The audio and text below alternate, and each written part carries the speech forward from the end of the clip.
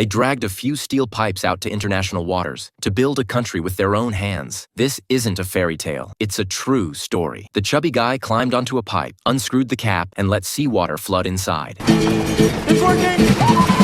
At last, the first steel pipe was successfully placed. That was the foundation, right in the middle of the sea. They worked hard, and after a few months of labor, they actually built a country from scratch. Sure, it was tiny, about the size of your backyard, just 400 square meters. But it had a restaurant, it had a bar, a gift shop, even a post office. Here, people could live freely with. This was the Republic of Rose Island. Built on international waters near Italy, it stood on a platform supported by 9 pylons. The man who built it was an Italian engineer, Giorgio Rosa, who also became the president of this nation. The birth of this country all started with a strange-looking car. Giorgio had built it himself as part of an engineering exam. He was driving with his ex-girlfriend, cruising down the road, when traffic police pulled them over. The cops noticed the bizarre car had no license plate and asked Giorgio to show his license. Giorgio felt insulted. Why couldn't a car he built himself be road legal? They got into an argument, and in the heat of it, Giorgio admitted he'd had a few drinks. That gave the cops reason to arrest both him and his ex for unregistered driving and DUI. His girlfriend got dragged into it and ended up with a criminal record. But Giorgio didn't care. He laughed it off. His ex had had enough. She told him he always lived in his own world and broke up with him. The breakup hit Giorgio hard. He had once built a biplane but flew it without registration and got it banned. Now even his self-made car couldn't be driven. Too many rules in this world. If this world didn't accept him, he'd build one of his own. But for months, he didn't know where to start. So for the time being, he took a job holding signs for race car drivers. That's when he saw it. A floating construction platform out at sea. And in that moment, he found his inspiration. The next day, Giorgio went to his chubby friend, another engineer, and shared his crazy idea to build a country. He hoped his rich friend would fund the project. Surprisingly, the guy was in, but he had one big question. To start a country, you need land. Giorgio had already figured it out. On the open sea, they would build a platform above the ocean. After some research, they found the perfect spot. International waters. No nation could claim it. No laws applied. The plan was forming. Now they needed to figure out how to build it. First, they observed how real offshore platforms were made. After some study, they realized they needed 30 solid steel pillars to form the base. But the biggest problem? Transport. Getting 30 massive steel tubes 12 kilometers offshore was incredibly difficult. Hiring professionals was out of the question. They couldn't afford it. But Giorgio was a top-tier engineer. In just 2 days, he had a solution. He ran an experiment using a bathtub to show his friend. Instead of using solid steel pipes, he'd make them hollow. Not only would that save money, it would let them float on water. That meant no delivery costs. They could drag the pipes themselves. Once at sea, they'd simply open the caps, let water flood in, and the pipes would sink to the seafloor, working just like solid pillars. With that, they officially began building their very own country.